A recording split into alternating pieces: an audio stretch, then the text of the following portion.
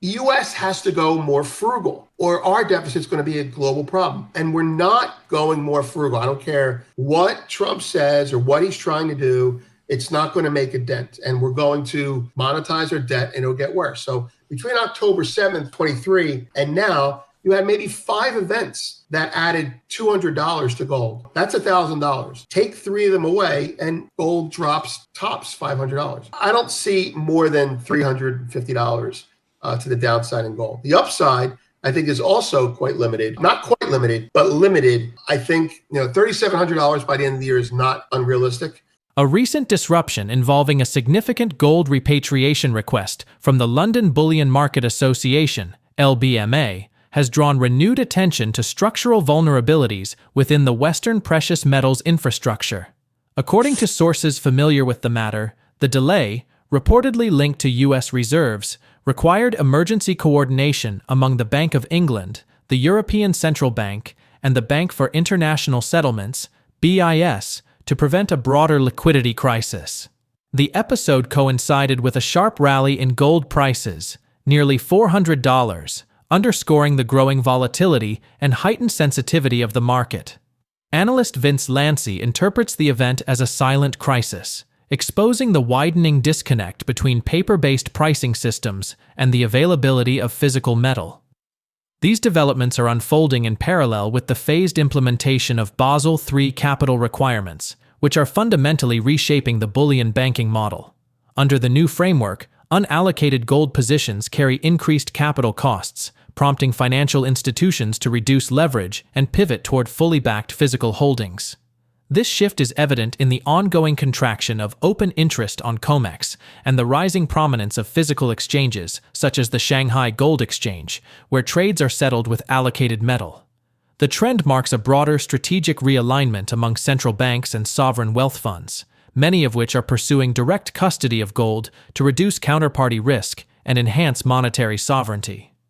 As scrutiny intensifies around Western price discovery mechanisms, the silver market is emerging as a pressure point within the broader system. Unlike gold, which is gradually transitioning to more transparent, physically settled markets, silver remains heavily entrenched in a leveraged futures structure. This reliance on paper exposure leaves it particularly vulnerable to sudden disruptions in investor confidence. Lanci warns that any significant shock, geopolitical, financial, or logistical, could trigger a disorderly revaluation of silver, especially given its dual role as both a monetary asset and an industrial commodity. With physical gold accumulation accelerating among sovereign players, similar dynamics may begin to shape the silver market. If current trends persist, the global precious metals complex could be on the cusp of a structural transformation, one in which price discovery is increasingly anchored to physical scarcity and sovereign accumulation rather than speculative derivatives. Such a shift would mark a profound change in how both gold and silver are valued and traded in the years ahead. Now, we present the clips from Vince's interview. Before we continue to discuss this, please subscribe to our channel and activate the bell icon for timely updates. Thank you and enjoy the video. One of the manifestations that I think you can see over the last year and a half was it manifested in multiple ways, but it all comes down to this. There were too many future shorts against not enough gold collateral. So you had it's fractional reserve banking at the bullion side, right? And this is going to dovetail into the repatriation and the LBMA crisis. So you're funneling this right to where it's going to go. Basel III said, we do not want you to have paper gold longs. We want you to have physical gold longs without any shorts hedged against it. And the banks started to do that. And in doing that, simultaneously, China said, you know what? We don't want treasuries. We want gold. And so all the collateral in the world, the gold all over the place, the global gold that was oversubscribed to, you have a bar of gold, I'm going to short it, he's going to short it, he's going to short it, trillions of dollars tied to billions of dollars. Well, those shorts got unwound over the last 3 years. And so you've seen gradually the open interest on the COMEX shrink and shrink and shrink as shorts kept getting slowly and gradually squeezed. So the first manifestation happened over the last year and a half. And that was the futures volume, the futures open interest shrinking as shorts started having to cover. I call it like this. It's a game of musical chairs, and the chairs are the physical gold. And every time someone says, I want this chair, you can't get a seat to park your shorts in. And so it became a scramble. And that scramble peaked with the LBMA kind of getting, I can't believe it, but they were blindsided. You had the LBMA saying, we have all the gold in the world. And then the US saying, fine, we want ours back, whoever it was in the US. And we take it back. And they're like, well, we don't have it ready. Can you give us 90 days? And so it's like a scene from It's a Wonderful Life where there's a bank run. It was a bullion bank run, which brings us to the repatriation concept. It started with China. It started with Russia, actually, after 2014. Then it went to China. And now Western countries, specifically the US, say we want our gold back. Now, mind you, that's because the U.S. probably didn't have all the gold it was supposed to have to begin with. But now that fever is spreading. And so the repatriation of gold is something that's going to go into other G7 countries. And I think you're going to see more and more of that, which puts another floor, a higher floor underneath it. Physical gold is in short supply right now, because people actually want their gold. It's almost like you're in a schoolyard and recess is over and everyone's taking their ball and going home. It's like, where you have my ball, give me it back. And so there's a lot of deglobalization manifesting with the fight over good collateral, and that's gold. Gary Savage said on our program that gold finally broke the cartel. It sounds like to me what you're saying, like, okay, we're getting rid of the short contracts on physical gold, or we're trying to abolish it. So let me start with the end. Silver will never be a tier one asset. Okay. And strong word to use, never. But if it's a tier one asset, I'll be a billionaire. And that's not because I'm long it, but because it's idiotic to use a metal, even though it's monetary as a tier one asset. If you're a central bank, that can be squeezed for industrial purposes. So silver will not be, unofficially, oh yeah, they're buying the shit out of it right now. To the point about the LBMA banks being broken, I have a disdain for bureaucracy. The LBMA banks, the bullion banks in general, or the LBMA, not necessarily the banks. Individually, you go bank by bank and say good, bad, good, bad. But the LBMA in general has seen this coming for years and continued to kick the problem down the road. The problem being the lack of transparency in the LBMA over-the-counter operations, that's how they're designed to be. The lack of transparency and the poor regulatory oversight by the LBMA regulators has led to an abuse of a franchise that overstayed its welcome. So the LBMA was allowed to keep kicking their can down the road, to use another idiom. And in doing so, they kind of were waiting to be bailed out by someone else. Basel III, Basel III was started in 2009 after the U.S. great financial crisis. And in 2011, during Brexit, they delayed it again. By the way, they delayed it right before gold made its high in 2011. And then they delayed it in 2014. And then they delayed it in 2020. When I mean delayed, I mean it was supposed to be fully rolled out. They would pull back what they were going to roll out. Delayed in 2020 because of COVID. And it's probably going to be delayed again because of the tariff war, or at least part of it. So it's never been fully rolled out. If you're a trader, an opportunistic mindset at a bank, and you're short, exaggerating, 1 billion contracts against 1 million ounces, well, you're thankful every time you get bailed out and you continue operating business as usual. And that's what happens. So was the to bring to your point, was the LBMA broken?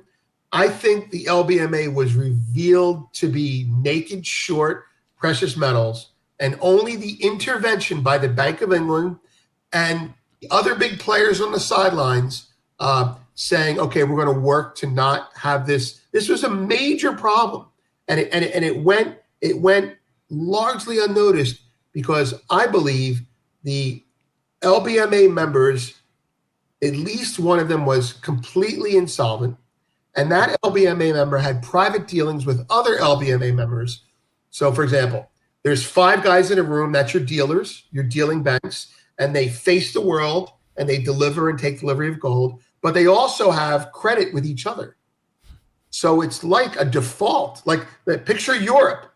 Greece is the weakest player back in Brexit, and it could have taken down the whole euro. Well, the weakest bank in the LBMA goes under. Well, the whole structure goes under. And so I believe that, and I have evidence to this effect, I believe that when gold was making its highs for about a 4-month period, while the U.S. was repatriating gold or bringing gold back or whatever you want to call it, the LBMA was kaput. And they were bailed out by the ECB and the Bank of England and the US Fed and the BIS going in and saying, we're going to stop things. And so what they did was, they've done this in the past in many markets. They went out and they said, the bullion banks that are short must cover, and the funds that are long must sell. And so what happened is gold rallied $400, give or take, as the bullion banks covered. They were squeezed out of the market. So now they're at an operationally permittable environment again, but they're scared to death. And it was. I mean, to borrow the Buffett analogy of when the tide goes out, the tide went out in the form of the U.S. calling its gold back, and the LBMA was naked.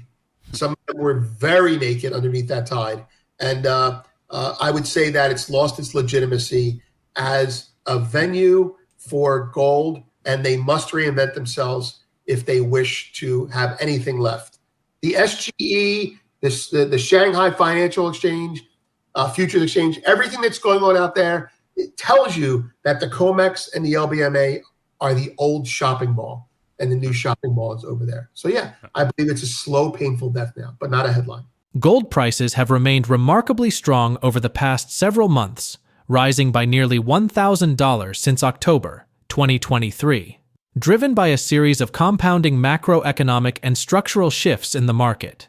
This sustained upward trajectory has been fueled by multiple stress points: weakening confidence in the global banking system following U.S. regional bank failures, renewed fiscal pressure across developed economies, and rising geopolitical instability. According to analyst Vince Lanci, this is not simply a speculative rally, but rather a deeper repricing event, reflective of gold's evolving role in the international financial system. Even in a hypothetical scenario where several of these catalysts were to unwind, Lanci believes gold's downside is limited, estimating a floor no lower than $2,300 to $2,400, given how thoroughly the bullion banks have been forced to unwind their short exposure. Shifts in both market behavior and policy frameworks reinforce the structural nature of the rally. Central banks continue to add to their gold reserves at a rapid pace, shifting away from U.S. dollar holdings and seeking assets with zero counterparty risk. At the same time, bullion banks, once dominant players in shorting gold via paper contracts, have significantly scaled back their risk after sustaining heavy losses. This retreat, combined with the repatriation of physical gold by sovereign entities and the growing emphasis on allocated metal, has created tighter physical markets and reduced available supply. Lanci suggests that while a year-end price of $3,700 is an ambitious target, it is no longer considered extreme under current conditions. Instead of reacting to isolated shocks, gold is now responding to long-term shifts in monetary structure, fiscal sustainability, and global trust in fiat-based financial systems. I do think, if just speaking about the unrealistic one for a second, unrealistically, let's make all the geopolitics go away. You ready? Trump has a conversation with Putin, and he says, we're going to give you your money back. That's an unconfiscation of wealth. Russia also pulls out of Ukraine completely, right? The unrealistic version.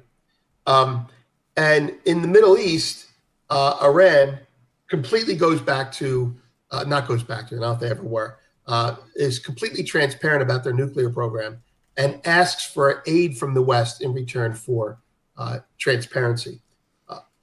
If those things happen, well, it's not going to stop de-dollarization. It's going to slow it. What could happen to gold? To give you an idea, you referenced the beginning of Israel-Gaza problem, which was October 7th. And that was an incredibly important date because after that happened, we had a series of different problems that kept taking gold higher. Just going back 1 second chronologically, gold peaked during the invasion of Ukraine. And then it was driven lower by the US Fed finally raising rates to fight inflation. And then it had a trough, and October 7th started, and it took off again. So now let's take away that. Let's pretend it never happened. You still have, this is the macro plot, you still have, between October 7th and now, you had banking crisis in the US, SVB went under, right? So you have the fear of banking being insolvent. And I believe many banks in Europe are insolvent. They may be liquid, but they're not solvent. So that's not going to go away. That's a macro issue. You have the deficit problem. As the rest of the world is adding deficit now, Europe needs to rebuild, Japan needs to add to their defenses. Everyone needs to spend money because America's not spending as much money, depending on how you look at it. The US has to go more frugal, or our deficit's going to be a global problem. And we're not going more frugal. I don't care what Trump says or what he's trying to do. It's not going to make a dent. And we're going to monetize our debt, and it'll get worse. So between October 7th, 2023, and now, you had maybe 5 events that added $200 to gold. So that's $1,000. Take 3 of them away, and gold tops $500.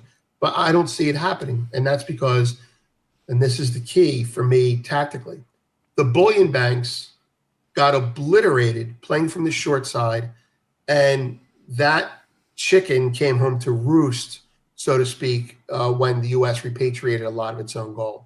So I don't see more than $350 to the downside in gold. The upside, I think, is also quite limited. Not quite limited, but limited. I think $3,700 by the end of the year is not unrealistic, but I don't think it will happen in the powerful, exciting way that it has. So those are my targets, if you want to call it that. Basel III, so we'll do like the lightning round version, right? So Basel III is European in design, as influenced by American regulators. Basel III's main purpose is to make banks more liquid, to guarantee their liquidity, and to assure that there'll be no more failures. In the US, that centers a lot around treasury liquidity. And you'll notice, just before we get to gold, that yesterday, the US changed the SLR rules, liquidity rules, making it easier for US banks to be liquid. So basically, they lowered their reserve requirements. Now, gold is a small piece of the Basel III situation, but it's incredibly important, and it is the focus of my world. I'm going to give you the conventional wisdom right now, and it's not wrong. The conventional wisdom is, I'm going to lay it out for you. Basel III has made gold a tier 1 capital, which means it can be fully used on a bank's balance sheet, thereby making them more liquid, making them able to not have any solvency problems. That's one of the drivers behind gold going up. Does it mean that gold's going to be used as collateral in deals? No. Basel III is bullish for gold, and that's been in the market. That ship has sailed. That's been in the market for over a year. But now going forward, we're now at a line of demarcation where not only is it not a big deal for gold based on some other things, that I'm basically a little bit ahead of the curve on this, I think. But Europe and the US have agreed to not implement Basel III as they said they have, though that's going to be kicked down the road as well. So some of your listeners may remember during the Grexit crisis, Basel III was supposed to be launched after Grexit, and it didn't happen because the banks were insolvent. Now Europe has made some statements. The ECB made a statement that we're going to delay our own rollout of Basel III funding requirement rules because we're not so sure that we're on the same page with the US. The US may not be ready to. And I went, well, then they're just going to kick the whole thing down the road again. So I'm not saying it's a nothing burger. I'm saying that to your audience, Basel III as a bullish driver of gold is already in the market. So going forward, that makes gold a tier 1 asset, which means in the past, I have a bar of gold.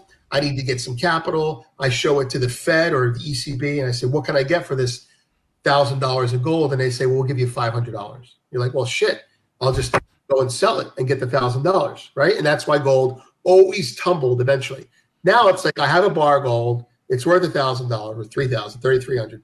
And I go to the window and I go, how much can I get for this? And the Fed says 3,300. Great, I don't have to sell it. So there's less organic selling from central banks in panic. And so that will raise the floor continually for gold for years. However, tier one capital does not allow them to go out and trade it more. It just allows them to have a piggy bank that they'll never, ever crack anymore. So gold will rise as a result of that, but only if the powers that be let it be implemented. So the definitive answer for Basel III is it's bullish for gold. It's already in the market. And now the risk is that it gets delayed in implementation again, which would be short-term bearish for gold. That's the bottom line. Looking ahead, gold is poised to experience significant price appreciation as the market continues its shift away from paper-based trading toward physical ownership. With mounting pressure on bullion banks to back their positions with actual metal, and central banks aggressively increasing their physical reserves, the supply-demand imbalance is expected to intensify.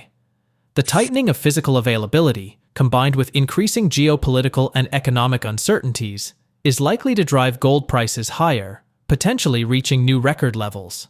Furthermore, growing investor skepticism toward fiat currencies and volatile financial markets will reinforce gold's appeal as a safe haven asset. As regulatory frameworks like Basel III further restrict synthetic leverage, the cost of holding gold is effectively lowered, encouraging greater accumulation. Ultimately, these converging factors suggest a sustained upward trajectory for gold prices, making it a cornerstone asset for portfolio protection and monetary security in the coming decade. That's it for today. Share your own Vince's analysis on gold and silver prices in the comments section below. If you find this video informative, please support and turn on notifications to stay informed about our latest videos. See you in the next video. Thanks for watching.